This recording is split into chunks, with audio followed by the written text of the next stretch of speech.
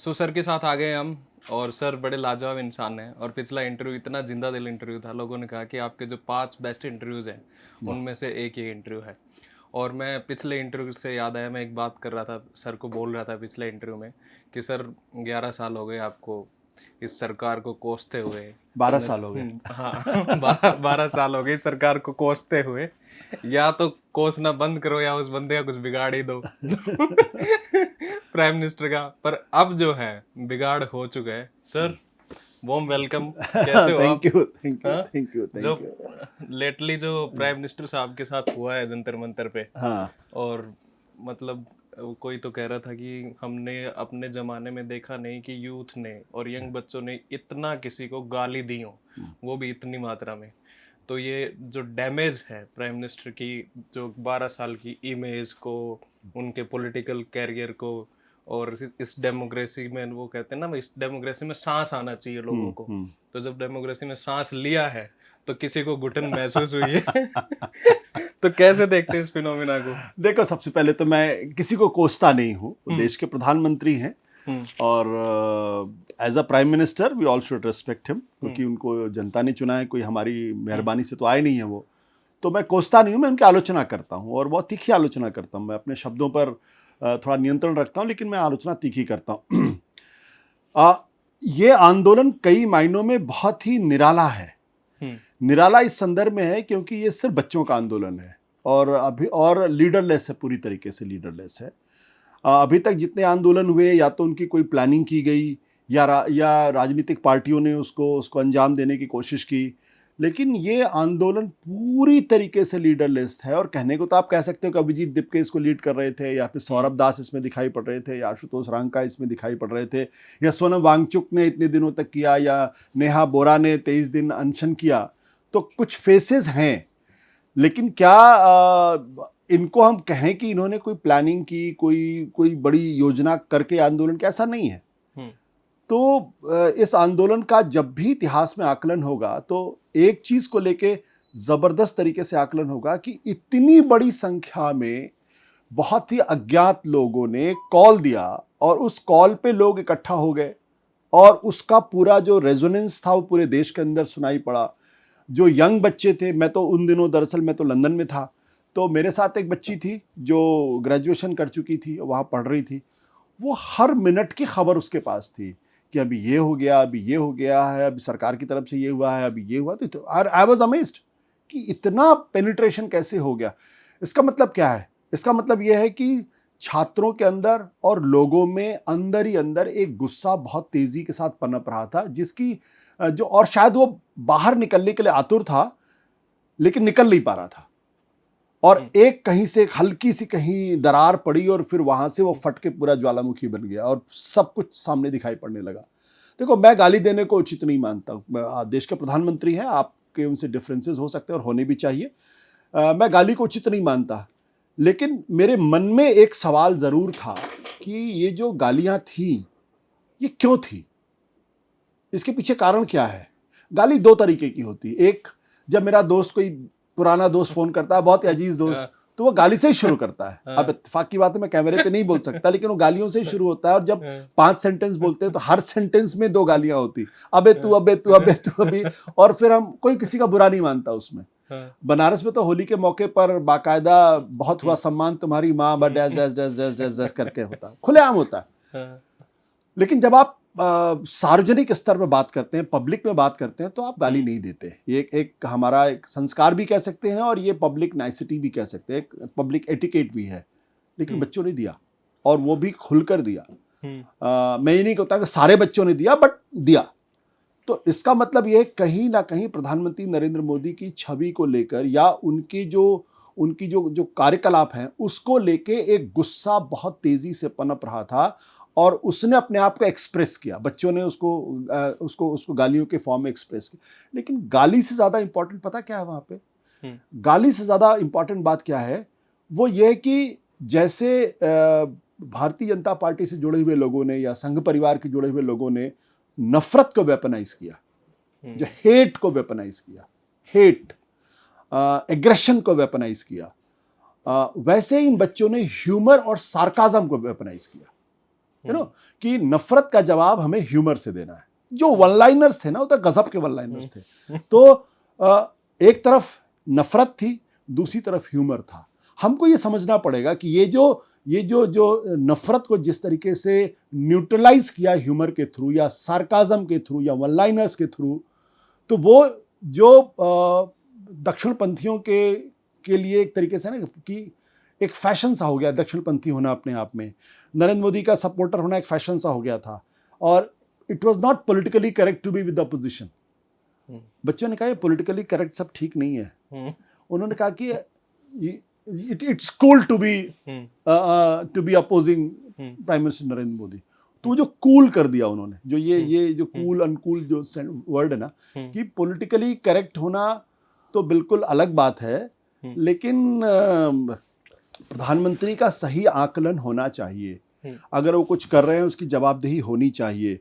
और सबसे बड़ा कंट्रीब्यूशन इस्तीफा नहीं है, सबसे बड़ा कंट्रीब्यूशन ये है जो दहशत का एक माहौल बना हुआ था पूरे देश के अंदर, कि कोई भी आदमी बोलने के पहले सोचता था, चाहे वो गवर्नमेंट का एम्प्लॉय हो, चाहे छात्र हो, चाहे यूनिवर्सिटी के लोग हों, चाहे डॉक्टर्स हों, चाहे प्रोफेशनल्स हों, चाहे फिल्म एक्टर्स हो। बड़े बड़े फिल्म एक्टर्स जो 2014 के पहले मनमोहन सिंह की रोज आलोचना करते थे, 12 सालों में उनकी जुबान पर चुप्पी ताला लगा हुआ ऐसे, और इत्तेफाक की बात है लोग उनको महामानव भी कहते हैं। तो उसको इन बच्चों ने पूरी तरीके से तोड़ दिया। तो जब एक बार डर का माहौल खत्म हो गया, जब it became cool, it becomes cool to oppose prime minister, that means that whole system has collapsed. Okay. Sir, वैसे लोगों में एक बात है, आम लोगों में, जैसे आपने भी कही कि लिबरेट कर दिया इस मूवमेंट ने लोगों को, और लिबरेट करने के साथ जो यूथ के अंदर जो बात है वो ये है कि यूथ के अंदर एक कॉन्फिडेंस आ गया है। और जो आपने बात करी कि भी लैंग्वेज, तो आपको नहीं लगता कि ये 12 साल का जो गुस्सा था वो इस तरीके से निकला है कि लैंग्वेज उसके मतलब लैंग्वेज से भी वो बियॉन्ड चले गए, गाली वाली भी दी, खूब भद भी पिटी प्राइम मिनिस्टर की, सबको बुरा भला कहा, पर वो फ्रस्ट्रेशन इतनी ज्यादा है। और वो आपने जैसे दरार की बात करी, वो प्लेटफॉर्म उनको जिस तरीके से मिला, तो ये जो जैसे आपने निराला बताया ये प्रोटेस्ट जो है, तो आपको क्या लगता है आगे चल के ये किस तरीके से डिसेंट्रलाइज होएगा, ये ग्रास रूट तक जाएगा, या यहाँ इसी इस्तीफे के बाद ये फेड आउट हो जाएगा? देखो, मैं इसको ना थोड़ा सा हिस्टोरिकल कॉन्टेक्स्ट में समझना पड़ेगा। हिस्टोरिकल कॉन्टेक्स्ट में क्यों? क्योंकि तब हमको बातें बेहतर तरीके से समझ में आएंगी। डिस्कवरी ऑफ इंडिया में पंडित जवाहरलाल नेहरू जब गांधी जी के बारे में बात करते हैं और गांधी जी के कंट्रीब्यूशन के बारे में बात करते हैं कि भाई गांधी जी ने ऐसी कौन सी चीज़, ऐसी कौन सी घुट्टी पिला दी कि पूरा देश सड़कों पर आ गया।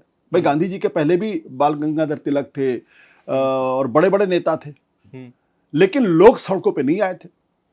हमारा जो आज़ादी की लड़ाई थी वो पिटिशन की लड़ाई थी कि भाई हमको काउंसिल में जगह दे दो, हमको ये पिटिशन कर दो, हमारी ये शिकायत है, आप उसका निराकरण कर दो। और बहुत बड़े बड़े नेता थे उस वक्त। तो गांधी जी में ऐसी कौन सी खासियत थी कि देश उनको राष्ट्रपिता मानता है और देश की आज़ादी के लिए उनको जिम्मेदार मानता है? तो पंडित जवाहरलाल नेहरू वहां पे एक जगह लिखते हैं गांधी जी का आकलन करते हुए, और कहते हैं कि गांधी जी का सबसे बड़ा कंट्रीब्यूशन यह है आज़ादी की लड़ाई में कि जो ब्रिटिश साम्राज्यवाद का जो डर था, जो खौफ था, वो उन्होंने खत्म कर दिया।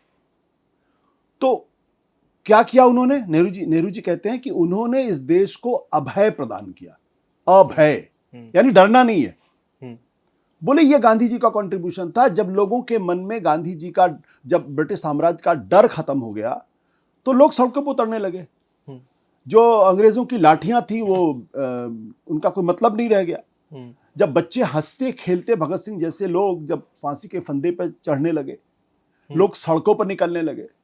और वो तस्वीर तो अद्भुत तस्वीर है कि डांडी मार्च में जब गांधी जी अपने 72 सिपाहियों को लेके जाते हैं और उसके बाद वो खड़े हैं, अंग्रेज़ों की लाठियां उनके ऊपर बरस रही हैं, सिर फट रहे हैं, खून निकल रहा है, ज़मीन पे गिर रहे हैं, अनकॉन्शियस हो रहे हैं, बेहोश हो रहे हैं, लेकिन उफ नहीं कर रहे हैं। और वो जरा सा भी जो है वो लाठी का जवाब हिंसा से नहीं दे रहे। तो ये था, जो डर था, जो खौफ था, ये गांधी जी का सबसे बड़ा कंट्रीब्यूशन था। और मुझे लगता है कि इन बच्चों ने इस देश को अभय प्रदान किया है कि जो डर है वो खत्म हो गया। जब डर खत्म हो गया तो कितना भी बड़ा तानाशाह हो, कितना भी बड़ा निरंकुशवादी हो, वो कुछ अंग्रेजों को मालूम है, एक जमाने में एक इतिहासकार ने पूरी विवेचना की है कि इतने बड़े मुल्क को कितने अंग्रेज कंट्रोल करते थे? मैक्सिमम 72,000 करोड़ों की संख्या में हम लोग थे और 72,000 अंग्रेजों ने इस देश को कंट्रोल कर लिया। वो कैसे किया? 1 to 1 तो नहीं कर सकते थे। डर का वातावरण पैदा कर, खौफ का वातावरण पैदा कर, कानून का डर दिखा के। तो जब गांधी जी ने कहा नमक तोड़ो कानून, जब तोड़ा उन्होंने, तो उसने जिस तरीके से इस देश को लिबरेट किया, इस देश की आत्मा को जिस तरीके से मुक्ति प्रदान की, मुझे लगता है कि आने वाले समय में इस आंदोलन का इसी तरीके से आकलन होगा। अब यहां से हम अगर ये सोचे कि फिर ऐसा ही होगा, फिर ये कॉल देंगे, फिर करोड़ों की संख्या में लोग इकट्ठा हो जाएंगे, तो मुझे लगता है थोड़ी जाती होगी बच्चों के साथ, जल्दबाजी। हाँ, मतलब अब सारा काम बच्चे ही करें। ये जो पॉलिटिकल पार्टीज हैं, जो बड़े बड़े इतने दिनों से चुनाव लड़ रहे हैं, इतने सालों तक सरकारों में, ये क्या करेंगे? फिर तो इनका कोई रेलिवेंस बचेगा नहीं। तो पॉलिटिकल मूवमेंट का एक अलग योगदान होता है नेशन बिल्डिंग में, सोशल मूवमेंट का एक अलग योगदान होता है। दोनों अगर एक दूसरे को कॉम्प्लीमेंट करते हैं, तब सत्ताधारी पार्टी के लिए और सत्ता के लिए उसके लिए एक बहुत दिक्कत पैदा होती है। और मुझे लगता है कि जो सोशल मूवमेंट को जो अपना काम करना था वो उसने कर दिया है। अब पॉलिटिकल मूवमेंट को इसको आगे लेके जाना है और इसको कैसे चुनाव में ये जो डर का माहौल खत्म हुआ है, इसको कैसे ट्रांसलेट करना है, इस एनर्जी को चैनलाइज कैसे करना है, इसको कैसे कंसोलिडेट करना है और इसको कैसे इलेक्ट्रॉनिक इलेक्शन रिजल्ट्स में क्रिस्टलाइज करना है, अब ये काम पॉलिटिकल पार्टी का है।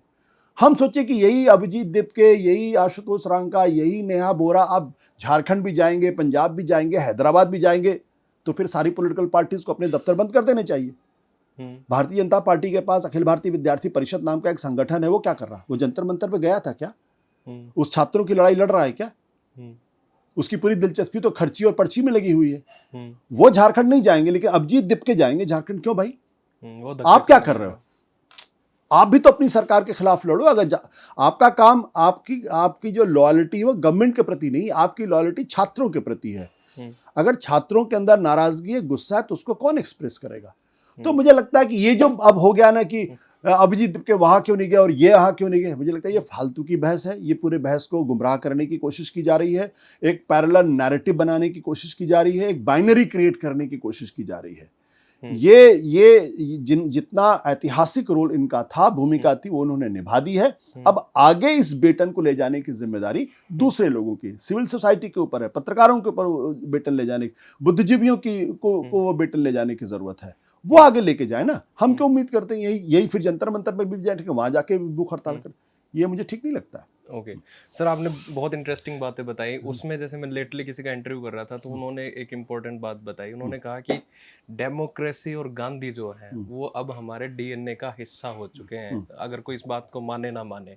और जिस दिन प्रोटेस्ट था उस दिन मैंने देखा था कि कनॉट प्लेस से लेकर, आप गए थे या मैं आ नहीं पाया, आया था, लेकिन मैं जब सोच रहा था कि जाऊंगा, उसी समय वो इस्तीफा हो गया। बड़ा बदमाश है मोदी है। बहुत बदमाश। ये अपॉर्चुनिटी भी छीन लिया आपसे है। तो खैर, मैं ये जैसे कनॉट प्लेस से लेकर आपका यहाँ पार्लियामेंट स्ट्रीट तक हर जगह पूरे रोड भरे हुए थे। तो जैसे ऑक्यूपाई वॉल स्ट्रीट नाम से एक आंदोलन 2011 में अमेरिका में जो हुआ था, तो उसी तरीके से वहां पे बच्चों से मेरी मुलाकात हुई, तो उन्होंने कहा कि हम डेमोक्रेसी को रिस्टोर कर रहे हैं पावर सेंटर को ऑक्यूपाई करने के लिए, क्योंकि हमें लगता है कि हम डेमोक्रेसी से कहीं दूर आ चुके हैं। हम डिक्टेटरशिप के पास तो नहीं गए हैं, उतना पास नहीं है, पर हम डेमोक्रेसी से दूर आ चुके हैं। तो ये जो बच्चों की समझ जो बनी है, जहां पर जो अब ग्रैमसी की हमने बात करी थी, ग्रैमसी की जो हेजेमनी जो यहाँ पे जो लगी हुई थी, उस हेजेमनी को ब्रेक करके बच्चों की ये जो समझ बनी है सोशल मीडिया के थ्रू, मीम्स के थ्रू, उसको आप किस तरीके से देख रहे हो? देखो, मैं इसको थोड़ा सा अलग तरीके से देखने की कोशिश करता हूँ। मुझे लगता है कि ये डेमोक्रेसी का पुशबैक है। और डेमोक्रेसी का पुशबैक इसलिए है क्योंकि जो हमारी जो अंतरात्मा है ना, हमारा जो जिसे कहते हैं ना कलेक्टिव विजडम है इस देश का, जो कलेक्टिव विजडम है वो अपने स्वभाव में डेमोक्रेटिक है, अपने स्वभाव में डिसेंट्रलाइज्ड है। अब मैं आपसे पूछूं कि हिंदू धर्म की एक किताब बता दो, आप बता पाओगे? नहीं बता पाओगे। कितनी किताबें हमें भी नहीं मालूम। कोई यहाँ से कोट करता है, कोई यहाँ से कोट करता है। कितने भगवान हैं, कितने देवता हैं, कितनी देवियां हैं, बंगाल में कुछ है, यूपी में कुछ है, झारखंड में कुछ है, वहां कुछ है, और सोसाइटी वाला अलग और सोसाइटी वाला अलग आ गया है हमारे। तो मरवाओगे मुझे अलग से। तो डिसेंट्रलाइज्ड है पूरा, है ना। पूरी तरीके से जो हमारा जो फैब्रिक है वो बेसिकली अपने स्वभाव में प्लूरल है। हिंदू और मुसलमान, उससे क्या फर्क पड़ता है। हमारे एक दूसरे के प्रति प्रिजडिसेस हैं। जैसे महात्मा गांधी ने अपनी जब हिंद स्वराज की किताब में उन्होंने साफ तौर पर लिखा कि मुल्ला और महादेव में दोस्ती नहीं हो सकती। मतलब मुल्ला माने मुसलमान और महादेव माने वो, ये 1909 में उनकी किताब में लिखा हुआ। इसका मतलब ये नहीं था कि दोनों एक दूसरे से नफरत करते हैं, दोनों के अपने एक दूसरे को लेकर प्रिजडिसेस हैं। जब दो कम्युनिटी साथ रहती, जब दो धर्म के लोग साथ रहते हैं, जब दो जाति के लोग साथ रहते हैं, जब दो आइडेंटिटीज के लोग साथ रहते हैं, तो दो अलग अलग आइडेंटिटीज क्यों हैं, एक ही हो जाती। तो एक दूसरे के प्रति प्रिजडिसेस होंगी ना। वो प्रिजडिसेस थी हमारे यहाँ, अभी भी हैं, मौजूद हैं। उन प्रिजडिसेस में ये जो नफरत का जो जहर बोया गया है ना, उसने भारत के लोकतंत्र को कमजोर किया है। ये जो नफरत का जो जहर है, इसने भारत का जो सोशल फैब्रिक है इसको तोड़ दिया एक तरीके से। अब हिंदू मुसलमान से नफरत करने लगा, मुसलमान हिंदू से नफरत करने लगा, वो क्रिश्चियन से नफरत करने लगे, वो उनसे क्रिश्चियन लगे। और अगर मुसलमान हार रहा है तो हिंदू खुश हो रहा है, हिंदू अगर हार रहा है तो मुसलमान खुश हो रहा है। ये जो पूरा माइंडसेट जो क्रिएट किया गया है, ये आर्टिफिशियली क्रिएट किया गया है। मैं प्रिजडिसेस को इंपॉर्टेंट मानता हूं, लेकिन उसमें नफरत का लाना ये इनका कंट्रीब्यूशन था। तो जो हमारी सोसाइटी है, जो अपने स्वभाव में एक तरीके से वो है, क्या कहते हैं, अपने स्वभाव में जो डेमोक्रेटिक है, जो थॉट के लेवल पर डेमोक्रेटिक है, जो फिलॉसफी के लेवल पर डेमोक्रेसी है। आपसे मैं पूछूं कि इस्लाम में तो शरिया की बात होती ना, पैगंबर मोहम्मद की बात होती। हमारे यहाँ क्या, हमारे यहाँ तो शंकराचार्य भी हैं, माधवाचार्य भी हैं, वल्लभाचार्य भी हैं, रामानुजाचार्य भी हैं, कबीर भी हैं, तुलसी भी हैं, रहीम भी हैं, रसखान भी हैं, जो कहते हैं मानुस हो तो वही रसखान है, बसो ब्रज गोकुल के गांव। मतलब रसखान मुसलमान है, वो कहते हैं मानुस हो तो वही रसखान है, बसो ब्रज गोकुल के गांव। मतलब मनुष्य वही है जो गोकुल में पैदा हुआ। आप सोचिए, इतनी बड़ी बात कह रहे हैं। मतलब एक मुसलमान होते हुए इतनी बड़ी बात वो कह रहे हैं, तो किसको हम माने? हम चैतन्य प्रभु को माने, या शक्ति की पूजा करें, या विष्णु की पूजा करें, किसकी पूजा करें? तो जो सोसाइटी अपने मानस में इतनी लोकतांत्रिक है, जब आप उसको एक किताब में बांधना चाहते हैं, जब एक सोच में उसको बांधना चाहते हैं, तो एक समय तक तो उसने एक्सेप्ट किया, लेकिन फिर उसमें जो कसमसाहट, बेचैनी पैदा हुई, उसने उसको मैं पुशबैक कहता हूँ, वो डेमोक्रेसी का पुशबैक है। उसने पुशबैक किया है। अन्यथा तो इतने बड़े बड़े नेता थे, सब खड़े हो जाते, क्यों नहीं हिला पा रहे थे? उनसे तो कुछ नहीं हो रहा था। तो जब लोगों को लगा नहीं ये तो ज्यादा हो रहा है, ये दिस इज नॉट एक्सेप्टेबल, तो ये जो डेमोक्रेसी का पुशबैक है, और उस संदर्भ में आप गांधी को अगर जक्स्टापोज करेंगे, तो मेरा मानना यह है कि जिस गांधी को 30 जनवरी 1948 में कत्ल कर दिया गया, उनका सिर्फ शरीर का कत्ल हुआ, लेकिन उनकी आत्मा आज भी इस देश के अंदर है। वो बच्चे मैं देख के हैरान था, मुझे दांडी यात्रा की याद हुई, जब बच्चा खड़ा हुआ, लाठी मारे, बोला और मारो और मारो और मारो। Can you imagine something like this? और एक दो नहीं, कई उदाहरण थे। वो कौन बच्चे थे? मुझे तो वो गांधी दिखाई पड़ रहे थे कि इन्होंने शायद गांधी को नहीं पढ़ा होगा, इन्होंने शायद आजादी की लड़ाई के बारे में अध्ययन नहीं किया होगा, लेकिन हमारे स्वभाव में चूंकि अहिंसा है, तो जब इस देश के अंदर तानाशाही का हमला होगा, निरंकुशवाद का हमला होगा, जहर का हमला होगा, विष का हमला होगा, और हथियारों के माध्यम से लोगों के एक दिशा में भेड़ की तरीके से भेड़ बनाने की कोशिश होगी, तब गांधी खड़े हो जाएंगे। और मुझे लगता है इस आंदोलन ने एक बार फिर यह साबित किया है कि भले ही गांधी का तुमने कत्ल कर दिया हो, लेकिन गांधी आज भी तुम्हारे सामने जब खड़े हो जाते हैं, तो तुम्हारे सामने सिर झुकाने के अलावा, डरने के अलावा, छिपने के अलावा दूसरा कोई रास्ता नहीं होता। तो ये आंदोलन अपने स्वभाव में अहिंसावादी, अब चूंकि ये यंग जनरेशन है, मतलब अब उसको लोग जेन जी कहते हैं, क्योंकि ये यंग जनरेशन है बिल्कुल, और ये वो जनरेशन है जिसके पास पैदा होते ही एक मोबाइल फोन आ गया। हमारे पास तो था नहीं, और इस मोबाइल फोन ने दो चीज कर दी। एक तो जो आपका जो कनेक्ट था वो इमीडिएट कर दिया, कनेक्ट इमीडिएट है, ठीक है। हम तो ट्रंकाल बुक करते थे तब जाके घंटों में बात हो पाती, तो अभी नहीं बात हो पाती। अब तो इमीडिएट कांटेक्ट है, आप लाइव बातचीत करते हैं। पहले हम जब लाइव करते थे तो एक बड़ा ट्रक चलता था, उसके साथ 5 लोग चलते थे, फिर वो कनेक्शन कभी नेटवर्क मिलता था, कभी नहीं मिलता था। आई एम टॉकिंग अबाउट 1995, 96, 97, 98 हम लाइव नहीं कर पाते थे। अब तो घर हर आदमी बैठ के यहाँ से वीडियो चैटिंग करता है, वो बातचीत करता है। फिर हमारे विचार, पहले मुझे लगता था कि जो मैं बोल रहा हूँ मैं अकेले ही बोल रहा हूँ, अब हमारे विचार के सडनली हम फेसबुक को कोई चीज़ लिखते हैं या कोई बात कहते हैं, सैकड़ों लोग उसके एक कम्युनिटी बन जाती है, सैकड़ों लोग। तो ये जो इंटरकनेक्टेडनेस है और जो ये टाइम का जो इमीडिएसी है, इसने इस ये जो जनरेशन है, ये हमारी सारी जनरेशन से बिल्कुल अलग है, एकदम अलग है। हम लाइब्रेरी में, हमें कोई लेख लिखना होता तो हम लाइब्रेरी में जाते थे, पहले तो जाने में एक घंटे, फिर लाइब्रेरी में बैठते थे, फिर वहां खोजते थे, फिर चीजें मिलती थी, फिर नोट करते थे, फिर वापस आते थे, तो 5-6 घंटे लगते थे ना। अभी क्या है, इन बच्चों के पास देखो, फोन किया, गूगल किया, सारी इंफॉर्मेशन मिल गई, और वो भी करने की जरूरत है, चैट जीपीटी में डालो तो आपको पूरा आर्टिकल ही मिल गया 2 मिनट के अंदर। तो जब टेक्नोलॉजी इतना ज्यादा बदल जाएगी तो संस्कृति भी बदलेगी, संस्कार भी बदलेंगे, और बातचीत करने का तरीका और लहजा भी बदलेगा। तो ये जो जनरेशन है ना, ये इर्रेवरेंट हो गई है, ये पूरी तरीके से इर्रेवरेंट है अपने आप में, ये नहीं बर्दाश्त करती। हाँ, मतलब क्या कोई ये भगवान तक को नहीं मानते? हाँ, मोदी की तो बात ही छोड़ दो, वो देखो, तो अलग चीज है। भगवान को मानना ना मानना एक अलग डिबेट हो जाती है। इसका मतलब ये नहीं कि ये जनरेशन भगवान को नहीं मानती या ईश्वर को नहीं मानती, सुपीरियोरिटी की बात। हाँ, ये इर्रेवरेंट, मतलब इसके पास ये इतने एम्पावर्ड हैं कि ये अगर कोई बात कहते हैं तो इनको इमीडिएटली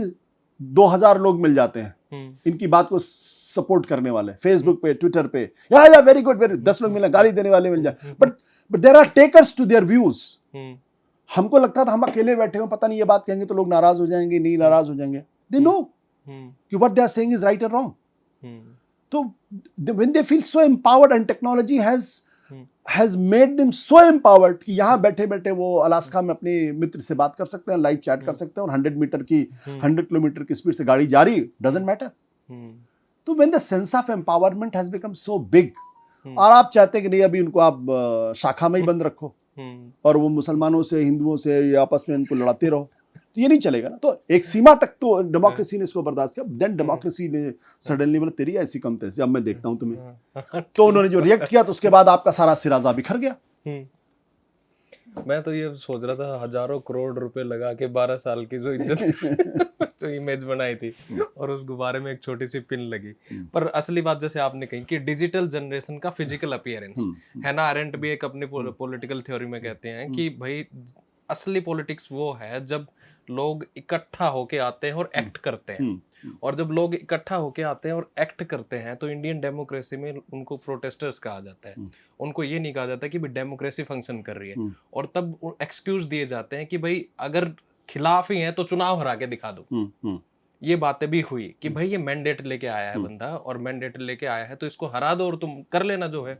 तो अब जो लोग डेमोक्रेसी को किल कर रहे थे वो डेमोक्रेसी का सहारा लेके अपने आप को बचा रहे हैं। तो आप इस फिनोमेना को कैसे देखते हैं, और आप ये कैसे देखते हैं कि इलेक्टोरली ये इससे कितना फर्क पड़ेगा इस प्रोटेस्ट से? क्योंकि इसमें जो बच्चे अपीयर हुए थे उनके पेरेंट्स वही थे जिन्होंने नरेंद्र भाई मोदी को वोट किया है, कभी ना कभी जरूर किया है। देखिए, जो पिछले 12 सालों में हमारी डेमोक्रेसी की जो परिभाषा है ना, उसको पूरी तरीके से बदल दी गई है। आपने बिल्कुल सही कहा कि चुनाव जीतते हैं तो हम, मतलब चुनाव जीतना और चुनाव हारना डेमोक्रेसी नहीं है। ये जो परिभाषा हो गई कि हम तो चुनाव जीत रहे हैं इसलिए हम सबसे बड़े डेमोक्रेट हैं और आप चुनाव हार रहे हैं इसलिए आप डेमोक्रेट नहीं है, ये जो परिभाषा दी गई है ये परिभाषा ठीक नहीं है। और विपक्ष की परिभाषा सिर्फ इतनी सी नहीं है कि सिर्फ राहुल गांधी या कांग्रेस पार्टी या समाजवादी पार्टी ही विपक्ष है। तो दरअसल ये जो लोकतंत्र की जो परिभाषा बदल दी गई ना कि चुनाव जीतना चुनाव हारना ही लोकतंत्र है, ये नहीं है। डेमोक्रेसी की जो सबसे बड़ी परिभाषा है वो ये है कि विपक्ष की भूमिका क्या है उसमें। आपको तानाशाही में, आपको टोटलिटेरियन रिजीम में, आपको अथॉरिटेरियन रिजीम में, आपको राजशाही में, सामंतवाद में कहीं आपको विपक्ष नहीं मिलता। विपक्ष अगर मिलता है तो सिर्फ और सिर्फ लोकतंत्र के अंदर है। तो लोकतंत्र की परिभाषा विपक्ष से है, और अगर विपक्ष का स्पेस अगर श्रिंक कर रहा है इसका मतलब लोकतंत्र सही तरीके से काम नहीं कर रहा है। तो हमारे यहाँ जो पिछले 12 सालों में आपने देखा कि विपक्ष को एक तो सिर्फ राहुल गांधी और कांग्रेस और इन पॉलिटिकल पार्टीज में सीमित कर दिया गया, और वो चूंकि चुनाव हार रहे हैं इसलिए उनको लोकतंत्र के अंदर बोलने का अधिकार नहीं है। ठीक है, कायदे से विपक्ष का मतलब सरकार के अलावा सब कुछ, इलेक्शन कमीशन भी, जुडिशियरी भी, पार्लियामेंट भी, तमाम जो इनकम टैक्स है, ईडी है, ये सारी चीजें एक तरीके से विपक्ष का रोल अदा करते हैं। सिविल सोसाइटी, सारे लोग, प्रेशर ग्रुप, सारे वही हैं जो ये सारी चीजें जो है ना, अब क्या हो रहा है कि जुडिशरी ने बोलना बंद कर दिया, मीडिया ने बोलना बंद कर दिया, पार्लियामेंट में एक तरीके से डिबेट होती है, सिविल सोसाइटी ने बोलना बंद कर दिया, सबने बंद कर दिया, तो डेमोक्रेसी का स्पेस श्रिंक कर गया और हमको आपको बोलने से डर लगने लगा। तो ये जो लोकतंत्र की परिभाषा को जिस तरीके से खत्म किया गया है, हम ये ना सोचे कि अगर कल मान लीजिए कल फिर विधानसभा का चुनाव होता है और उससे फिर भारतीय जनता पार्टी का जीत जाती, तो हम ये मान लें कि हमारा लोकतंत्र बहुत सुरक्षित है या इस आंदोलन का कोई इंपैक्ट नहीं पड़ा, ये इररिलेवेंट हो गया। हाँ, इस आंदोलन का सबसे बड़ा इंपैक्ट ये है कि एक सरकार को ये समझ में आ गया कि जवाबदेही तो इस देश के अंदर देनी पड़ती है। 12 साल में किसी मंत्री का इस्तीफा नहीं हुआ सिवाय एक एमजे अकबर को छोड़ के। कैबिनेट मिनिस्टर का इस्तीफा बच्चों ने ले लिया। क्यों आपको इस्तीफा देना पड़ा? और पिछले 20 तारीख से अभी तक गृह मंत्री अमित शाह संसद के अंदर चेहरा नहीं दिखा पा रहे हैं जब मैं आपसे बात कर रहा हूं। क्यों? किस बात का डर है? किस सदमे में है आप आइए और बोलिए ना कि हमने लाठी चलवाई, आप बोलिए ना कि हमने पैलेट गन चलवाई, आप बोलिए ना कि वहां इलेक्ट्रिक सेल्स हमने चलवाया, बोलिए ना हमने बर्बरता कराई। है हिम्मत? आप कर सकते हैं क्या?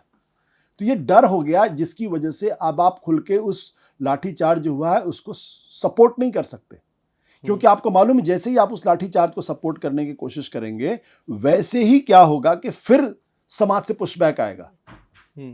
तो अब ये क्या है, इनके छोटे नेता जो है वो बड़ी बड़ी बातें कर रहे हैं कि तो आतंकवादी हैं, फलाने हैं, ढिमकाने हैं, सब कर रहे हैं। बड़े नेताओं की बोलती बंद है। बड़े नेता रात को 12 बजे उठ के वो इंस्टाग्राम पे रील बना रहे हैं। क्यों भाई? अरे फ्रेम तो कम से कम ठीक कर लो, बच्चे फ्रेम बहुत अच्छा बनाते हैं। कैमरा एंगल है, हाँ, कैमरा एंगल तो ठीक कर लो, हेडरूम कहीं जा रहा है, चेहरा यूं आ रहा।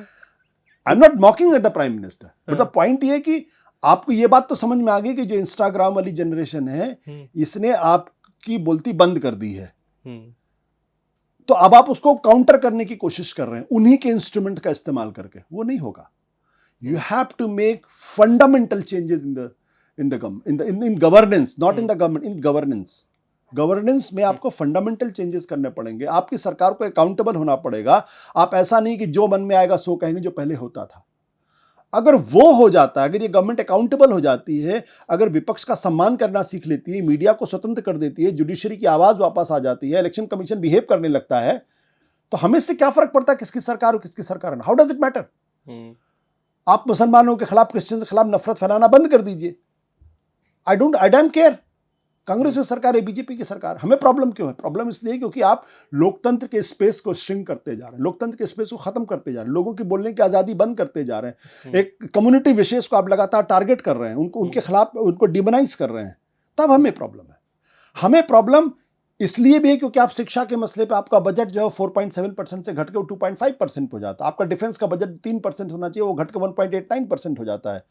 अब मोहन भागवत कह रहे हैं कि शिक्षा का बजट 6% होना चाहिए। यही बात तो स्टैंडिंग कमेटी ऑफ पार्लियामेंट में कह रही है। वही तो मैं कह रहा हूं, बिकॉज आपके प्रायोरिटी पे एजुकेशन नहीं है, आपकी प्रायोरिटी पे एजुकेशनल रिफॉर्म नहीं है। सॉरी, इनकी प्रायोरिटी पे एजुकेशन है, इनकी प्रायोरिटी पे एजुकेशनल रिफॉर्म नहीं है।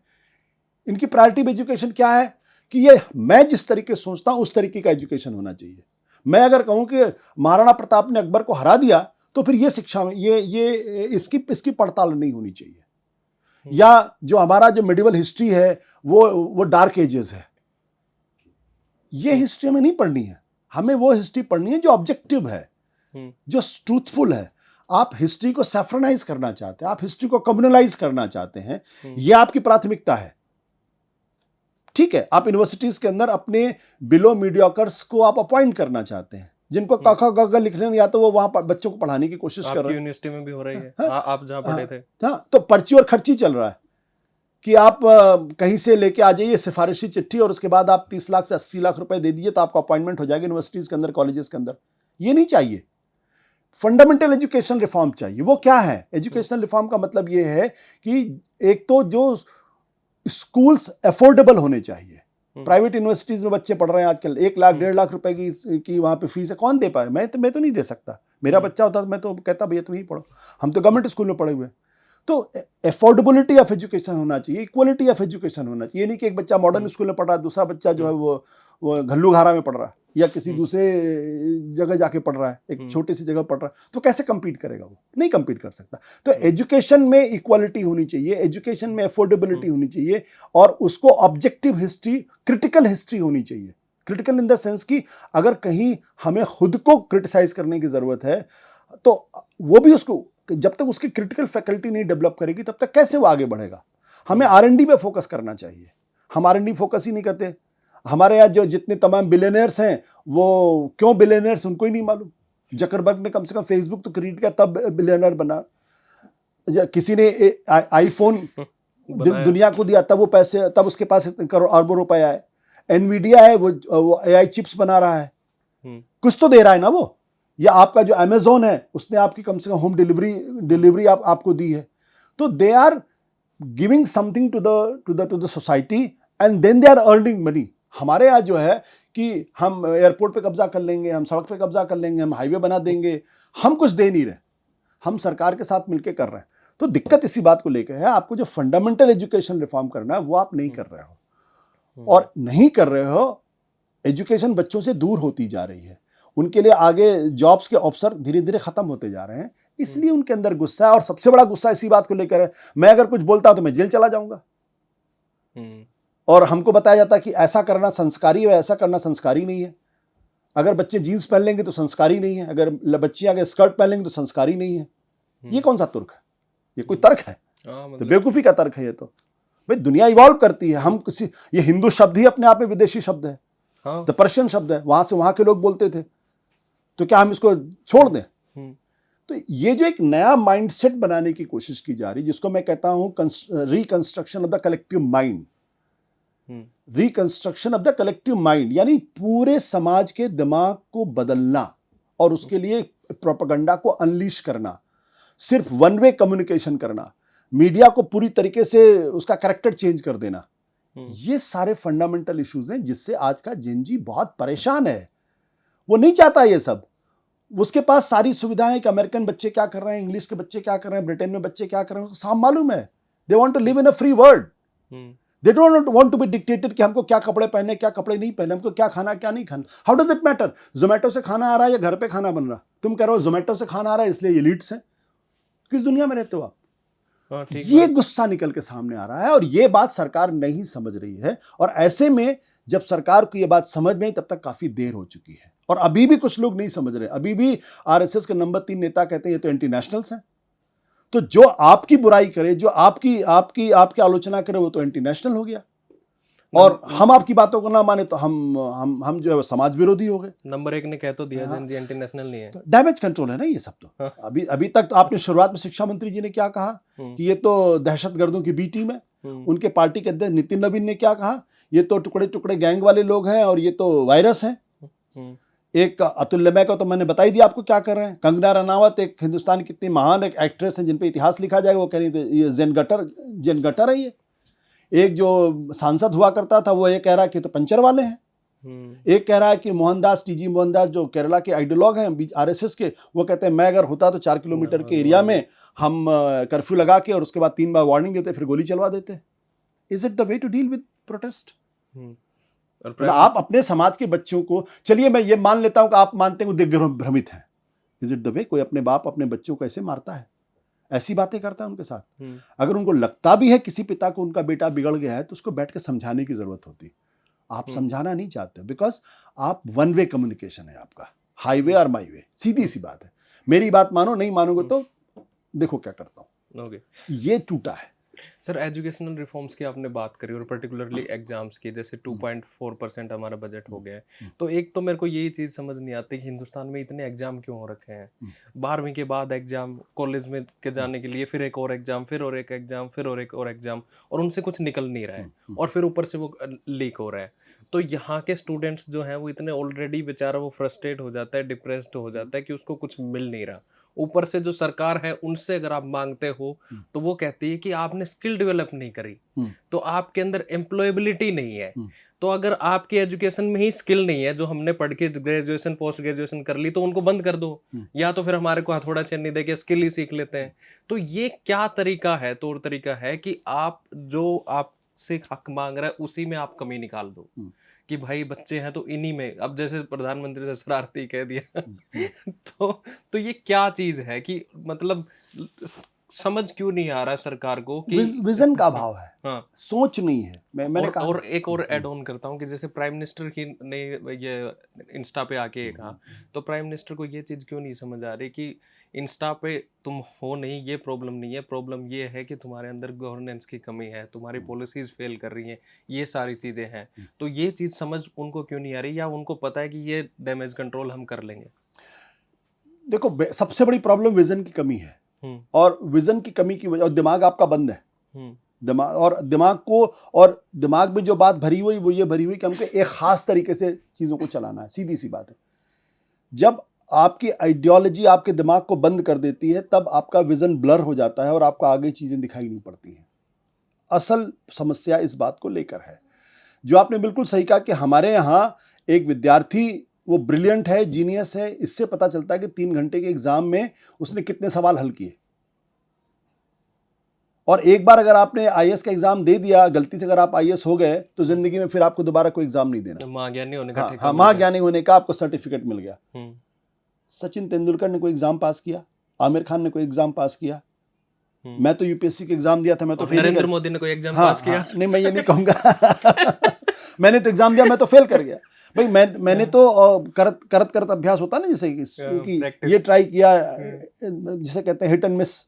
तो फाइनली आई रियलाइज कि यार मैं पत्रकारिता में अच्छा कर सकता हूँ, मैं लिख ठीक सकता हूँ, मैं पत्रकारिता। तो मैंने रियलाइज किया हमारा सिस्टम ऐसा क्यों नहीं है कि छात्रों को स्कूल में ही ये इस बात का अंदाजा लग जाए कि वो ये काम अच्छा कर सकते हैं। जैसे हमारे बहुत सारे, जब मैं किसी मीडिया स्कूल में जाता हूँ तो मैं बहुत अक्सर बोलता हूँ, यार देखो, हर आदमी कैमरे पे नहीं बोल सकता, ये गुमान लेके मत आओ। हर आदमी शाहरुख खान नहीं बन सकता, लेकिन शाहरुख खान नहीं बन सकता इसका मतलब ये नहीं कि आप असफल हैं। वो जो कैमरा कर रहा है, जो एडिटिंग कर रहा है, जो स्टोरी को वीप कर रहा है, जो उसका प्रोडक्शन देख रहा है, वो भी इक्वली इंपॉर्टेंट है। जो म्यूजिक दे रहा है वो भी इक्वली इंपॉर्टेंट, उतना ही ब्रिलियंट है वो। तो हमारा सिस्टम आदमी के टैलेंट को रिकॉग्नाइज करके उसको खास टैलेंट परस्यू करने में क्यों नहीं लगा पा रहा, ये प्रॉब्लम है। हम, आपने बिल्कुल सही कहा, एग्जामिनेशन ही सब कुछ तय करने लगा है। अगर आपने एग्जामिनेशन ठीक से नहीं दिया, उन 3 घंटे में आपका दिमाग अगर काम नहीं किया, तो आप जिंदगी में कभी डॉक्टर नहीं बन सकते। आपको डॉक्टर बनने की ख्वाहिश खत्म हो जाएगी, आईएएस बनने की ख्वाहिश खत्म हो जाएगी। इसके ऊपर सरकार का ध्यान नहीं है। सरकार का ध्यान क्या, इतिहास की किताबें बदलो, सीधी सी बात है। सारी जिम्मेदारी नेहरू के ऊपर डाल दो। अरे नेहरू ने जो करना था कर लिया, मर भी गया वो। हाँ, नेहरू ने जो करना था किया। आप नेहरू से आगे देश को कैसे लेके जा रहे ये बताओ मुझे। नेहरू तो साइंटिफिक टेम्पर की बात करते थे, आप तो लोगों को धर्म की अफीम खिला रहे हो। तो साइंटिफिक टेम्पर नहीं तो फिर कैसे देश आगे बढ़ेगा? नेहरू के जमाने में देश बहुत गरीब था, निरक्षर था, सुविधाएं बिल्कुल नहीं थी, आर्मी भी ठीक से नहीं थी, पुलिस भी ठीक से नहीं थी, सिविल सोसाइटी भी ठीक से डेवलप नहीं थी। बट जो कुछ उन्होंने किया, उनका सबसे बड़ा कंट्रीब्यूशन है, उन्होंने इस देश के अंदर डेमोक्रेसी की नींव को इतना मजबूत किया कि आज भी लोगों को डेमोक्रेसी पर जब खतरा होता है तो डेमोक्रेसी पुश बैक करती है। आपने क्या किया? आपने जवाहरलाल नेहरू जैसे विश्वविद्यालय को आपने तो आतंकवादियों का अड्डा घोषित कर दिया, इंटरनेशनल का अड्डा घोषित कर दिया। आपने एक अच्छे खासे इंस्टीट्यूशन को बर्बाद कर दिया। अब आप क्या प्राइड करते हैं, हमने इतने नए आईएम्स खोल दिए। वो तो नेहरू जी ने खोले थे ना। हाँ। आपने तो नहीं खोले थे। आईआईटी तो नेहरू जी ने खोले थे, आपने तो नहीं खोले थे। आपने नया क्या ऐड किया?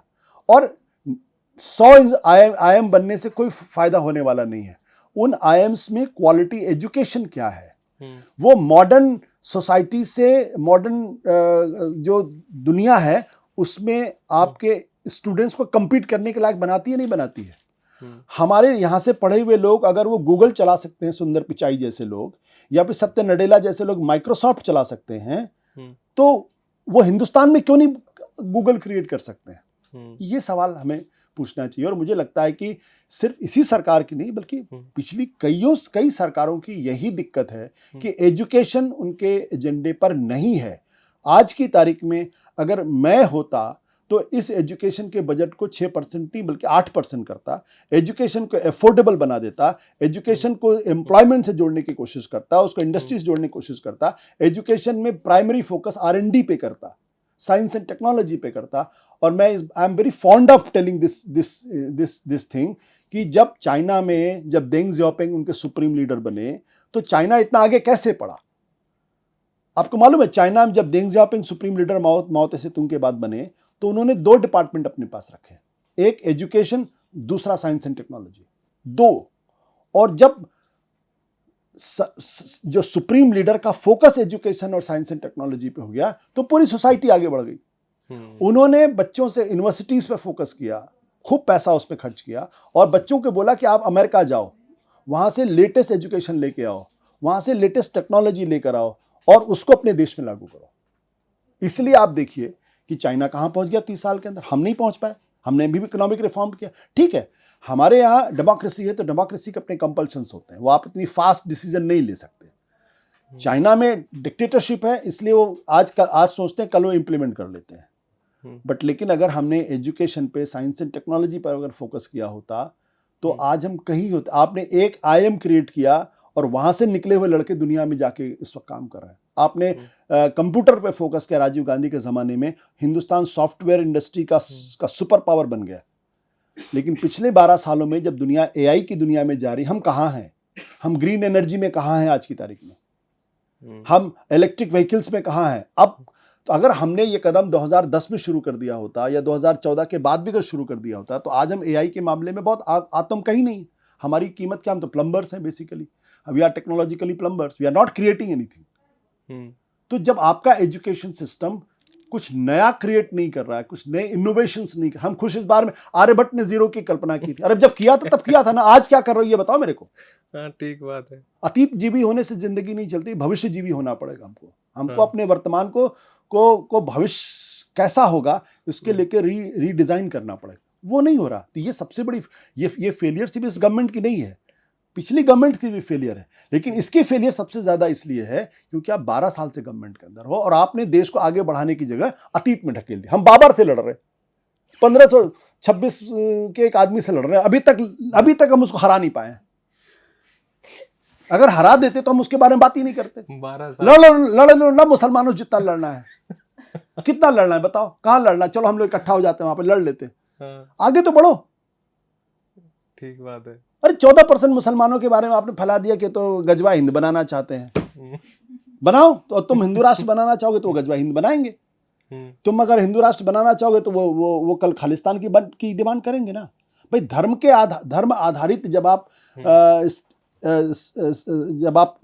गवर्नमेंट की कल्पना करोगे तो फिर हर धर्म के लोगों को अपने धर्म के हिसाब से नेशन स्टेट क्रिएट करने का अधिकार होना चाहिए। टेरिटोरियली तो आप हिंदू राष्ट्र की बात करो तो बहुत अच्छा है, वो अगर कुछ और बात करें तो वो बुरे हो जाते हैं। ये नहीं चलेगा ना। तो हमारा पूरा फोकस आउट हो गया है। वो कैमरे में कहते हैं ना फोकस आउट होना, तो तस्वीर साफ दिखाई नहीं पड़ती, धुंधली होती, सब कुछ ब्लर हो गया है। हम रोज सुबह उठते हैं, पता चला धर्म की अफीम हमको पिलाई जाती है व्हाट्सएप में। सर, जैसे आपने कहा कि अगर आप होते तो आप 8% बढ़ाते बजट, तो मैं आपसे पूछूं अगर आप प्राइम मिनिस्टर के एडवाइजर होते तो क्या एडवाइस करते उनको अभी? अरे बताओ प्राइम मिनिस्टर कौन है? मैं नरेंद्र भाई मोदी। फिर तो वो जो कहते मैं वही कर देता।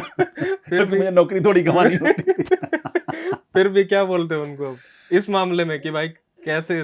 नहीं, इनको गलत सलाहें दी गई हैं। जिस दिन ये आंदोलन हुआ था ना उसी दिन से बच्चों से बात करने। देखो, अगर आप democratic, if you have got democratic bone in your body, तो आप जैसे कहीं प्रोटेस्ट होता है आपको उनसे एंगेज करना चाहिए। सीधी सी बात है। आप एंगेज क्यों नहीं कर रहे हो? मानना ना मानना आपके ऊपर है, लेकिन जब आप एंगेज करते हो, कॉन्वर्सेशन करते हो, बातचीत करते हो, तो रास्ते निकलते हैं। आपको उनकी बात समझने का मौका मिलता है, वो आपकी बात समझने का मौका मिलता है। जब आप एंगेज ही नहीं करोगे, जब आप कॉन्वर्सेशन ही नहीं करोगे, तो क्या होगा? तो दीवारें खड़ी हो जाती। दीवार खड़ी हो गई, फाइनली दीवार को गिराना पड़ा। सफेद चादर में ले गए, सफेद चादर लगा के, ये कम्युनिकेशन बिल्कुल। तो ये तो कम्युनिकेशन करना चाहिए लोकतंत्र के अंदर। बिना कम्युनिकेशन के कोई चीज आगे नहीं बढ़ती। हस्बैंड वाइफ के बीच में डिवोर्स हो जाते जब कम्युनिकेशन नहीं होते। एक ही छत में रहते हुए एक दूसरे आई लव यू करते रहते हैं, एक दूसरे के लिए पागल रहते हैं और तुम जानो ये जान करते रहते हैं। अचानक एक दिन पता चलता है वो तो रिश्ते ही नहीं था, बेजान हो गए वो, क्योंकि कॉन्वर्सेशंस नहीं है, एक दूसरे की डिग्निटी का ख्याल नहीं है। भाई वो आपसे उम्र में 50 साल छोटे हैं, but they are also human beings, they have got dignity, you have to respect their dignity, if they are saying something you have to respect them। और हमारा जो हिंदू संस्कृति है उसमें तो कहा गया राजा के लिए जो प्रजा है वो बच्चों की तरीके से होती है। राजा मतलब बाप, पिता होता है, राजा को पिता कहते हैं, और जो प्रजा होती है वो उनकी संतानें हैं। वो सॉरी टू इंटरप्ट, वो याद आ गया मेरे को, न्याय न राजम वो जो अभी प्राइम मिनिस्टर ने भी बोला था। और सर मैं इसको इस तरीके से अब पूछना चाहूंगा कि ऑपोजिशन जो है वो इस जो उनको एक गिफ्ट मिला है ये, और एक गिफ्ट मिला है उसको वो किस तरीके से चैनलाइज करेंगे, और राहुल गांधी का कंट्रीब्यूशन आप इस प्रोटेस्ट में क्या देखते हो? कि कई लोगों का ये मानना था कि उनको ज्वाइन करना चाहिए था, कई लोगों का ये मानना था कि उनको ज्वाइन नहीं करना चाहिए था। अब जैसे एक वो कोट भी है कि absence is the best form of presence. कई बार आप दूर रह के भी वहाँ प्रेजेंट रहते हो, और कई बार आपको ये भी देखना पड़ता है कि how close is not too close. तो क्या है राहुल गांधी का सिनारियो पर्टिकुलरली इस प्रोटेस्ट में, आप कैसे उनको देखते हैं? देखिए, हमारे एक मित्र हैं जिन्होंने किताब लिखी, उसमें एक सेंटेंस जो मुझे बहुत पसंद है, उनका कहता है it's difficult to be Rahul Gandhi, it's easy to be Narendra Modi. क्योंकि राहुल गांधी होना बहुत मुश्किल काम है। राहुल गांधी की सबसे बड़ी दिक्कत क्या है कि वो नेहरू गांधी परिवार के वारिस हैं। तो जब भी उनका आकलन होगा तो वो नेहरू जी से तुलना होगी, इंदिरा गांधी से तुलना होगी, राजीव गांधी से तुलना होगी, सोनिया गांधी से तुलना होगी। वो वही हालत है ना। तो वो उनकी एक सबसे बड़ी दिक्कत है, और उनको हमेशा उस बोझ के तले काम करना होगा। दूसरी बात, over a period of time हमारा जो पॉलिटिकल एस्टैब्लिशमेंट है वो बहुत ज्यादा डिस्क्रेडिटेड हो चुका है। लोगों को अब राजनीतिज्ञों के ऊपर, राजनेताओं के ऊपर, मेंबर ऑफ पार्लियामेंट के ऊपर, मिनिस्टर्स के ऊपर, प्राइम मिनिस्टर के ऊपर भरोसा बहुत कम हो गया है। ये अन्ना के आंदोलन का सबसे बड़ा सबक मैंने सीखा कि पॉलिटिशियंस की क्रेडिबिलिटी जीरो है। जीरो नहीं तो 1% मान के चलो बस। पॉलिटिशियन की क्रेडिबिलिटी इतनी खराब है, उनको देखकर लोगों के मन में कहीं ना कहीं कुछ होता है कि यार ये भी वैसे ही होंगे। उसमें अभी भी बहुत सारे ईमानदार लोग, ऐसा नहीं है। तो दूसरी दिक्कत क्या है कि पॉलिटिशियंस की, पॉलिटिकल एस्टैब्लिशमेंट की क्रेडिबिलिटी बहुत कम है। तीसरी प्रॉब्लम क्या है कि जब राहुल गांधी कांग्रेस पार्टी के नेता बने तब तक कांग्रेस पार्टी की अपनी क्रेडिबिलिटी रसातल में जा चुकी हुई, और वो कांग्रेस पार्टी अपने जीवन के सबसे खतरनाक मोड़ से गुजर रही है, एग्जिस्टेंशियल क्राइसिस से गुजर रही है। उसके बाद उनका सामना एक ऐसे पॉलिटिशियन से है जो डेमोक्रेसी को स्पेस ही नहीं देते, अपोजिशन का सम्मान ही नहीं करते। पांचवी चीज, प्रोपेगेंडा का इतना जबरदस्त इस्तेमाल हो गया, मीडिया एक तरफा हो गई है जहां उनकी आवाज को कोई सुनने वाला नहीं है। तो ये जो 5 डिसएडवांटेजेस के साथ राहुल गांधी आगे बढ़ रहे हैं। वैसे में मैं राहुल गांधी को क्रेडिट ये देता हूं कि राहुल गांधी ने सबसे पहले भारत यात्रा करके अपनी छवि को या उस दरवाजे को तोड़ दिया है, उस मिराज को तोड़ा। हाँ, अब लोग उनको एक गंभीर नेता के तौर पर देखते हैं। राहुल गांधी पहले आदमी थे जिन्होंने पेपर लीक का मुद्दा खड़ा किया राजनीतिज्ञों के अंदर, और कोई पॉलिटिकल पार्टी का आदमी तो मुझे बता देना, पेपर लीक के सवाल पे किसी ने उस मुद्दे को नहीं उठाया। सबसे पहले राहुल गांधी ने उठाया, सबसे पहले कोटा में गए वहां, और जब वो कोटा में गए छात्रों से बातचीत करने के लिए तो ये फैला दिया कि आप तब गए जब वहां पे एग्जामिनेशन हो रहे थे, आपने बच्चों को, मतलब बच्चे समझदार नहीं है। हमारे साथ में तो ऐसे भी बच्चे थे, ऐसे भी स्टूडेंट्स थे जो कल एग्जाम होता तो आज रात को नाइट शो देख के आते थे। अभी भी है। हाँ, मुझे अब अपने दिमाग को डिक्लटर करना है, अब आप जितना पढ़ना था पढ़ लिया, अब जाके एग्जाम देंगे। दे यूज्ड टू, तो लोग कहेंगे यार तुम साला, और वही लड़के अच्छा करते थे और बहुत अच्छा रिजल्ट आता था, बहुत अच्छे रिजल्ट आते थे।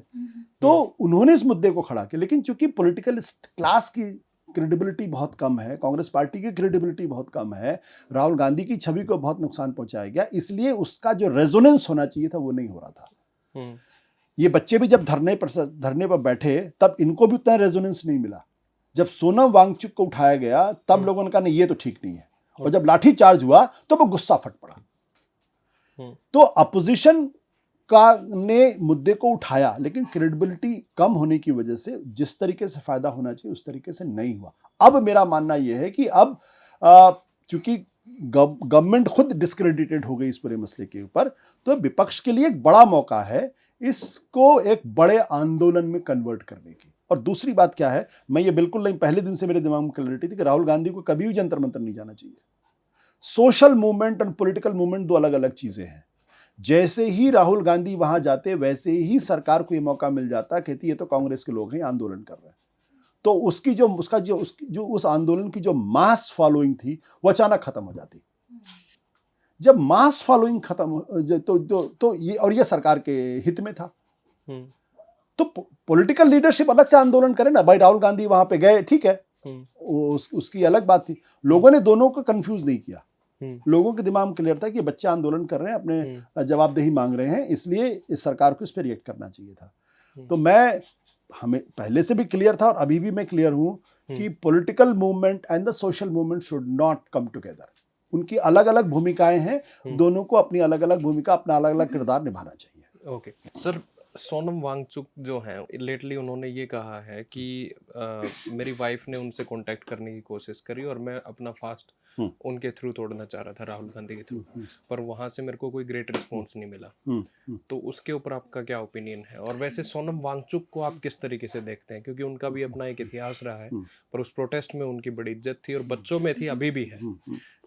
उनका आकलन कैसे करते हैं आप? देखिए, सोनम वांगचुक क्या है कि वो सिविल सोसाइटी के मेंबर हैं और वो एक साइंटिस्ट भी हैं और उनकी एक क्रेडिबिलिटी है। उन पर तो एक फिल्म बन चुकी है, हालांकि आमिर खान ने कहा कि तो उनके ऊपर बेस नहीं, तो भी आमिर खान की अपनी पॉलिटिक्स से मुझे नहीं मालूम क्यों ऐसा कह रहे हैं। वो हनीमून पे होगा तो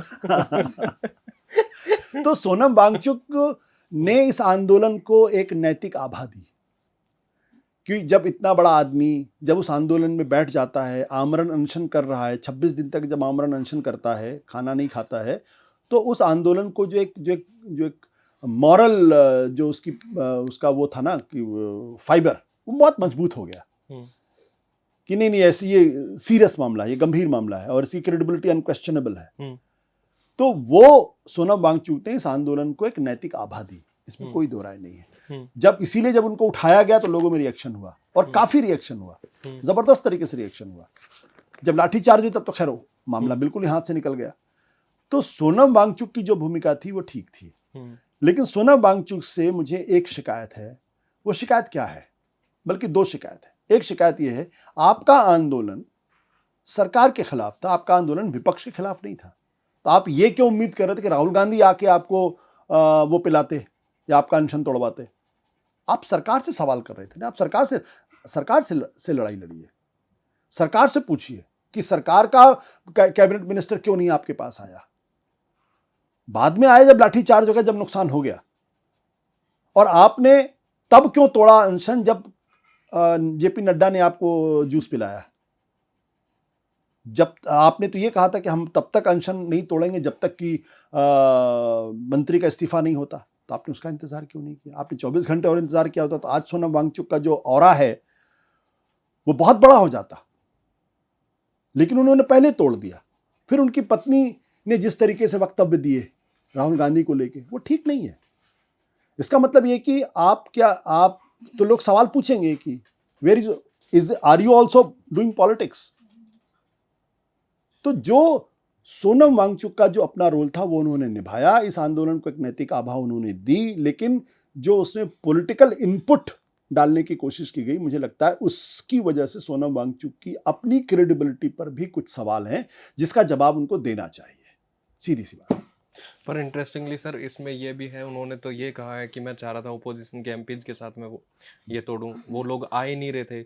और दूसरा उसके बाद मैंने ये भी कोशिश की एटलीस्ट उनकी फोटोज वहां पे हो तो मैं उनके साथ वो अनशन तोड़ूं। क्यों 24 दिन सर आदमी खाली पेट बैठा है, वो कब तक रहेगा?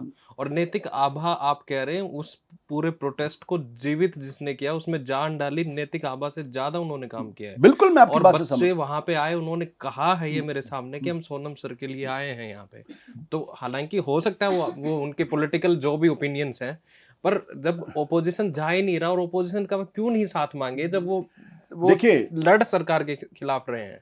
आप जो लड़ाई लड़ते हैं ना, जब आपने अनशन शुरू किया था तब तो आपने इसलिए नहीं शुरू किया था विपक्ष आके हमारा अनशन तोड़वा देगा। जब आप आमरण अनशन करते हैं तो आपको नैतिक रूप से तैयार रहना चाहिए कि हो सकता है मेरी जान भी चली जाए, तभी तो आप कर रहे हैं ना आमरण अनशन, नहीं तो नहीं कर। भाई आदमी क्यों सरकार क्यों आपके सामने झुकेगी?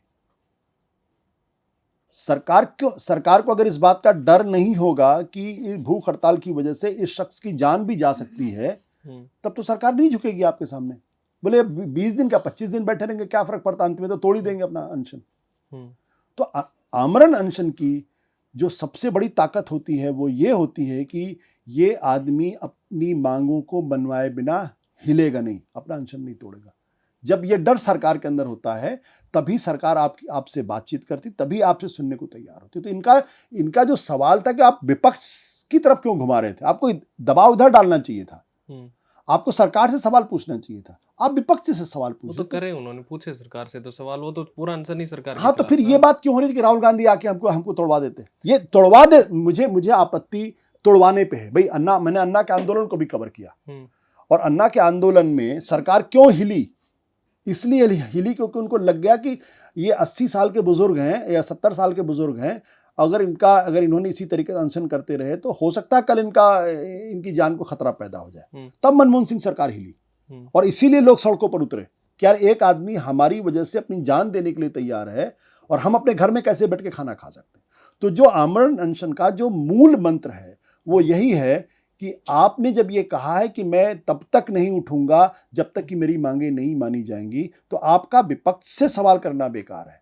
तो उसका मतलब लोग अगर ये कहें कि भाई आप तो सिर्फ पब्लिक की वाहवाही लूटने के लिए आप धरने पर बैठे हुए थे, आपकी तो मंशा सरकार से वो मंगाने की नहीं थी, इसका ये मतलब नहीं कि मैं सोनम वांगचुक का सम्मान नहीं कर। मेरा मानना है कि Sonam Wangchuk as a social activist is a great activist, but as a political figure he has undermined himself, और उनको पॉलिटिक्स ने एक तरीके से उनको या तो गुमराह किया या वो जिस तरीके से काम करना चाहिए उस तरीके से काम नहीं कर पाए। वो मुझे ये बात समझ में नहीं आती कि आपको राहुल गांधी से क्या लेना देना था या आपको विपक्ष से क्या लेना देना था। आप विपक्ष का क्यों इंतजार कर रहे थे? कोई मतलब नहीं था। आपको सरकार से डायलॉग होना चाहिए था, सरकार के ऊपर दबाव डालना चाहिए था।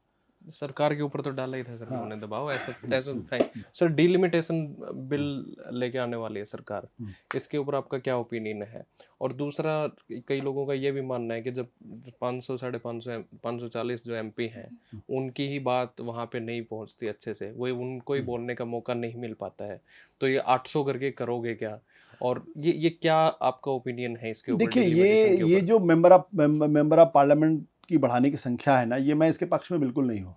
आपकी 3 लेवल की तो डेमोक्रेसी ऑलरेडी है, आपकी लोकल बॉडीज में काउंसिल्स होते हैं, तो ये कहना कि वो अनरिप्रेजेंटेड रह जाते हैं, उनकी आवाज संसद में नहीं पहुंचती, मैं तो नहीं मानता इस बारे में। भाई जो लोकल लेवल की जो रिप्रेजेंटेशन होना चाहिए काउंसिल के लेवल पे होता है, और वहाँ की जो कॉन्स्टिट्यूएंसी होती, छोटी छोटी कॉन्स्टिट्यूएंसीज होती हैं, तो वहां पे अगर लोगों के कंसर्न्स वो एड्रेस होते हैं। उससे बड़ी कॉन्स्टिट्यूएंसी जो स्टेट के लेवल पर है वो असेंबलीज की कॉन्स्टिट्यूएंसी है, वहां भी लोगों की इश्यूज एड्रेस होते हैं। पार्लियामेंट के हमने क्या कर दिया है ना, दरअसल देखो हमने पार्लियामेंट का पूरा स्वरूप ही बदल दिया। पार्लियामेंट का 2 काम है। पहला काम यह है कि सरकार की जो सेंट्रल गवर्नमेंट है उसकी जवाबदेही को तय करना, सीधी सी बात है, दूसरा कोई रास्ता नहीं।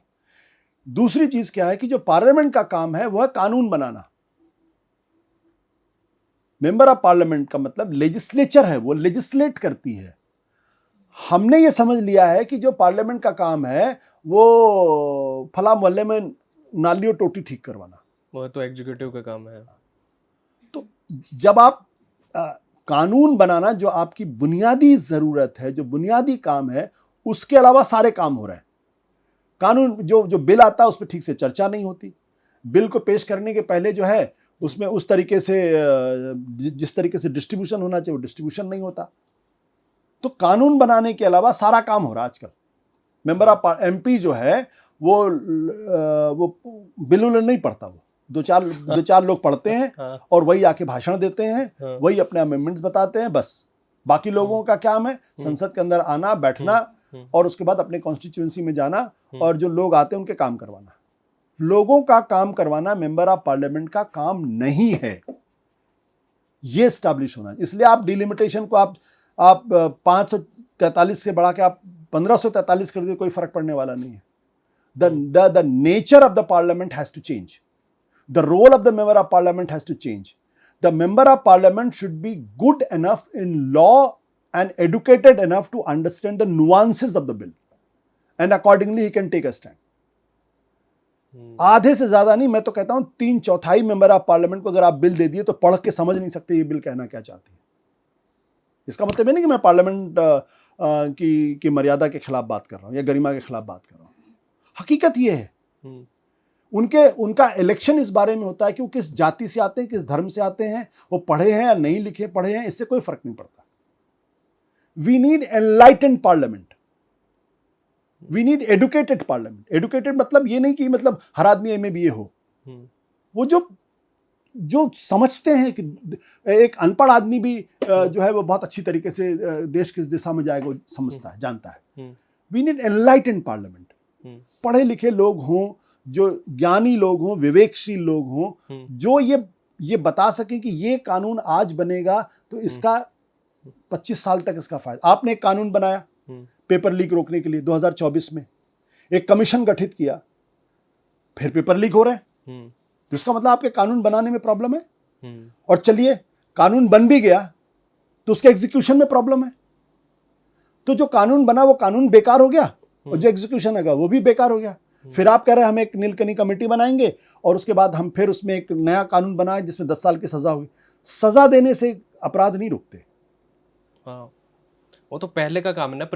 निर्भया के बाद हमने कहा कि जो बलात्कार करेगा उसको हम फांसी की सजा देंगे। क्या महिलाओं के साथ दुष्कर्म रुका? नहीं रुका ना। तो प्रॉब्लम तो पार्लियामेंट को इन सब चीजों पर सरकार को जवाबदेह बनाना चाहिए, जो नहीं बनाती। सर, इसके पीछे की राजनीति क्या है? डिलिमिटेशन बिल के असली बात क्या है? असली राजनीति ये है कि जो हमारे और आप जैसे जो मर्द है ना वो अपनी सीटें नहीं खाली करना चाहते, उनकी संख्या कम नहीं होनी चाहिए। अब चूंकि महिलाओं का दबाव बहुत ज्यादा पड़ गया है, तो अब अगर आपके पास रोटी 3 है और आधी आबादी करी भाई 2.5 तो मुझे चाहिए, तो जो 5 रोटी आपको खाने की आदत थी, अगर आपको 2.5 मिलेगी तो आपको दिक्कत तो पैदा होगी। तो आप कह रहे हैं ऐसा करते हैं 5 की जगह हम इसको कर देते हैं 7.5, तो 5 तो हमारी बची रहेगी ना रोटी, 2.5 इनको दे दो। This is what is happening, nothing else. और बीजेपी का क्या इंटरेस्ट है इसमें? बीजेपी का इंटरेस्ट वो महिलाओं का वोट चाहते हैं कि हम दुनिया में हम कह दें कि हम महिला के जो है वो महिला के पक्षधर है बस। और वो कॉन्स्टेंसी भी अपने अकॉर्डिंग ड्रॉ कर वो तो देखो, वो तो आप एक माने कि सारी सरकारें कॉन्स्टिट्यूएंसीज को अपने हिसाब से रीजिक करती रहती हैं। ये मतलब मैं ये कहूँ कि नहीं कांग्रेस की सरकारों में ऐसा नहीं हुआ। तो इसकी सरकार में इन सरकार की जो सबसे बड़ी प्रॉब्लम ये है कि ये इस जेरीमैंडरिंग के जरिए जो है ये माइनॉरिटीज को और सप्रेस करना चाहते हैं। उनकी जो इलेक्टोरल पावर है, उनकी जो पॉलिटिकल पावर है, उसको और कमजोर करना चाहते हैं। कि अब जैसे कैबिनेट में एक भी मुस्लिम नहीं है, क्यों भाई? टिकट ही नहीं देते वो। एक भी एमपी आपका मुस्लिम नहीं है, क्यों? क्या 14% की आबादी एग्जिस्ट नहीं करती है? But this is their politics, this is their ideology. So वो डिलिमिटेशन के जरिए उसको भी ये रिजिक करना चाहते हैं। ये बाकी के सरकारें क्या कहती थी कि वो यहाँ बीजेपी का सपोर्टर, यहाँ कांग्रेस का सपोर्टर है तो अपने हिसाब से कर लेते थे। अब ये कि अच्छा यहाँ ये मुसलमान तो हमको वोट नहीं देता तो ऐसा करो, इसकी पूरी ताकत ही खत्म करो, इस तरीके से कॉन्स्टिट्यूएंसी को आप रिकन्फिगर करो। ये एक ऑब्जेक्शनेबल बात है। दूसरी ऑब्जेक्शनेबल बात, इनको लगता है कि साउथ इंडिया में हमको वोट नहीं मिलता, हमारी सरकार वहाँ नहीं बनती, वहाँ के लोग हमको वोट नहीं करते, तो उनकी संख्या कम कर दो, अदरवाइज पिछली बार ही पास हो जाता। भाई साउथ इंडिया वाले यही कह रहे हैं ना कि आप कमाते हम हैं, हमारा सोशल इंडेक्स हमारा सबसे अच्छा है, लेकिन पनिशमेंट हमको मिल रही क्योंकि हमारी ताकत कम कर रहे हैं आप। ये साउथ इंडिया का भी एक एंगल इसमें है। ओके, आखिरी छोटे छोटे 2 सवाल। एक भाई साहब मंत्री जी थे जिन्होंने 11 साल खूब इज्जत कमाई प्रधानमंत्री के जैसे ही, और वो फिर आखिर में गन्ने वन्ने का जूस पेट्रोल में डालने लगे। E20 वाले नितिन भाई गडकरी। देखो मैं आपको बताऊं, क्या कहना है आप? मुझे एथेनॉल में कोई प्रॉब्लम नहीं है। दुनिया, ब्राजील, अमेरिका, ब्राजील इसका मेरे ख्याल से आज की तारीख मार्केट लीडर है। एथेनॉल का प्रयोग वहाँ E30 भी है, E25 भी है। अमेरिका के अंदर भी एथेनॉल का इस्तेमाल होता है। प्रॉब्लम इस बात को लेकर ये है कि जब आप कोई नई चीज़ लाना चाहते हैं तो उस पर आप देश को कॉन्फिडेंस में नहीं लेते। आपको लाना है ना E20, तो उसके पहले आप देश को तो कॉन्फिडेंस में लीजिए। अब कभी कभी क्या होता है, जब कोई नई चीज़ आती है तो लोगों के मन में अनावश्यक रूप से अप्रहेंशंस आ जाते हैं। अब मैं आपको बताऊं कि इस पीढ़ी को तो शायद बिल्कुल अंदाज़ा नहीं होगा, जब कंप्यूटर राजीव गांधी ला रहे थे तो उस वक्त अखबार के दफ्तरों में हड़ताल हुई थी कंप्यूटर के खिलाफ। अच्छा, हड़ताल हुई थी, ये तो हमारी नौकरी छीन लेंगे। अब आप सोचिए, और उसको लेके बाकायदा मूवमेंट्स हुए अलग अलग तरीके से। अखबार के दफ्तर में आंदोलन हो रहे थे, आप सोचिए, कंप्यूटर के खिलाफ। सरकार का काम क्या था? क्या उस दबाव में आके कंप्यूटराइजेशन बंद कर देती तो आज हम कहाँ होते? आज तो बिना कंप्यूटर के हमारी जिंदगी ही नहीं चलती है, कहीं नहीं होते। तो ये एक तो लेकिन धीरे धीरे उसको लेके एक माहौल बना और अंत में हम कंप्यूटर सॉफ्टवेयर में एक बड़ी ताकत बन के उभरे। एथेनॉल इस देश की ज़रूरत है, मैं जानता हूं, मैं जो बात कह रहा हूं बहुत सारे लोगों को तकलीफ होगी मेरी बात में, लेकिन अगर इसी एथेनॉल को लाने के पहले आपने जो मोटर्स की कंपैटिबिलिटी थी उसको चेक कर लिया होता। आप खुद कह रहे हैं कि उसकी जो ऑयल एफिशिएंसी माइलेज कम हो जाएगी, माइलेज कम हो जाएगी, पेट्रोल के दाम पर अभी भी आप बढ़ा हुआ वही आप ले रहे हैं। आपने लोगों से ये नहीं बताया कि भाई हमें एथेनॉल लाना है तो हमारी गाड़ियों में ये बदलाव करने की ज़रूरत है, या इस तरीके की गाड़ियों के लिए ये होगा, या एक ही पेट्रोल पंप में हमको एथेनॉल का पेट्रोल भी मिलेगा और ये पेट्रोल भी मिला है, जिसकी मर्जी पेट्रोल खरीदे, जिसकी मर्जी ये खरीदे। आप 3 साल का वक्त देते और फिर वो आगे करते तो प्रॉब्लम है। जैसे फार्म लॉस जब आया था तो मैं तो फार्म लॉस के पक्ष में था। भाई हिंदुस्तान की किसानी, हिंदुस्तान की कृषि पिछड़ती रहेगी। क्यों? क्योंकि आपने उस किसानी को इंडस्ट्री से जोड़ा नहीं। We have to integrate our agriculture with the industry, क्योंकि जब किसान जितना मेहनत करता है उससे कम उसकी आय होती है। जब वो इंडस्ट्री के साथ जुड़ेगा तब उसकी जो कीमत है, असल कीमत उसको मिलेगी। और किसानी, हमें अपनी किसानी को भी ठीक तरीके से उसको डिज़ाइन करने की ज़रूरत है। लेकिन आपने जल्दबाजी में लेके आ गए, रात को 12 बजे आपने हा करके पास कर दिया, तो उसके बाद क्या हुआ? किसानों को मन में डर पैदा हो गया कि भाई ये तो हमारी किसानी को ख़त्म कर देंगे। उसकी वजह से क्या हुआ? एक अच्छा बनता हुआ कानून जो इस देश की कृषि को, इस देश की अर्थव्यवस्था को बेहतर करता, वो पर्पस डिफीट हो गया। वो तपस्या में कमी रह गई। वो तपस्या में कमी रह गई आपकी, मतलब आप तो ये तपस्या में कमी से काम नहीं चलेगा। आप उसी चीज को लाइए, थोड़ी सी देश के अंदर डिबेट होने दीजिए, उस पर अलग अलग तरीके से प्रेशर ग्रुप से बातचीत करिए, पॉलिटिकल पार्टीज को कॉन्फिडेंस में लीजिए, उसका प्लस माइनस लोगों को बताइए, और तब आप लेजिस्लेशन लेके आइए, जो दरअसल पार्लियामेंट का काम है। तो if parliament is being dictated by the executive, then this is what is going to happen. It is the parliament which should dictate executive. हम एक अलग, अब और एग्जीक्यूटिव में क्या सिर्फ एक आदमी का डिक्टेशन, तो one man is dictating the parliament and everything is falling through. एक अकेला सब। तो मुझे एथेनॉल से प्रॉब्लम नहीं है। मुझे मालूम है जब ये कह रहा हूं तो मेरे बहुत सारे दोस्तों को नाराजगी होगी। एथेनॉल से प्रॉब्लम नहीं है। प्रॉब्लम इस बात को लेकर ये है कि जो मंत्री इसको लाने की बात कर रहे हैं, क्या कोई कॉन्फ्लिक्ट ऑफ इंटरेस्ट इसमें है? ये भी तो पब्लिक स्क्रूटनी में आना चाहिए, इस पर भी तो डिबेट होनी चाहिए, क्योंकि लोगों के मन में शक ये है, तो उस पर भी डिबेट हो। आप पॉलिसी बनाने के पहले आप उस पर आप एक पायलट प्रोजेक्ट करें, देश को कॉन्फिडेंस मिले, और तब आप कानून बनाएं, फिर उसको इम्प्लीमेंट करें, तो किसी को प्रॉब्लम नहीं होगी। Sir, CJP as pressure group कैसे देखते हैं आप? और जंतर मंतर पर एक विद्यार्थी ने एक बड़ी खूबसूरत लाइन भी कही कि 15 अगस्त को देश को नया प्रधानमंत्री देंगे हम। नहीं, प्रधानमंत्री तो बदले से दिखाई पड़ेंगे आपको। ये पुराने प्रधानमंत्री तो नहीं होंगे, उसमें बदलाव तो दिखाई पड़ेगा। Let's hope that he changes himself, और उनमें बदलाव हो तो अच्छी बात है। हमारी कोई दुश्मनी थोड़ी, हमारी कोई गाय थोड़ी खोल रखी उन्होंने। और CJP as pressure group, as a pressure group, उसको आप कैसे देखते हैं? बहुत ज्यादा उम्मीद मत रखिए। मैं तो बहुत कहता हूं, जितना उनका हिस्टोरिकल रोल था वो उन्होंने अपना हिस्टोरिकल रोल निभा दिया। अब हम सोचेंगे हर नए बदलाव के लिए हमको सीजेपी के पास जाना पड़े, तो ये गलत है।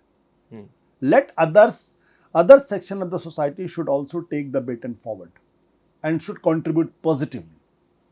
That's the message of this movement, कि अगर हम कर सकते हैं तो आप भी कर सकते हैं। टीचर्स खड़े हो जाएं, लॉयर्स खड़े हो जाएं, डॉक्टर्स खड़े हो जाएं, जजेस खड़े हो जाएं, इलेक्शन कमीशन खड़ा हो जाए, तो पूरा सिस्टम अपने आप ठीक हो जाएगा।